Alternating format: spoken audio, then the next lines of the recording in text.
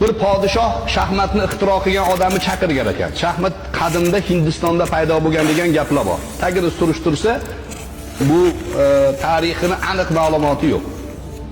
Chaqirib podshoh so'ragan ekan, zo'r taktikaviy o'yin ixtiro qilibsan, tilagingni degan ekan. Tilagingni. Deganda 64 ta kataga boray, birinchi katakka bir dona bug'doy degan ekan. Ikkinchi katakka shuni 2 baravari degan ekan. Uchinchi katakka oldingini 2 baravar. Deganda podshoh kulgan ekan. Ja himmating past ekan. Xazina monni chaqirib turib 1-2 qop bug'doy bervorlaring bunga degan ekan. Yo'q, hisoblaysiz shohim deb. Xazinabonni chaqirib, hisob-kitob qiladiganlarni chaqirib, xuddi shu formula bilan 64 ta katayni hisoblashgan ekan. Taxmin qilingchi qancha bo'ladi?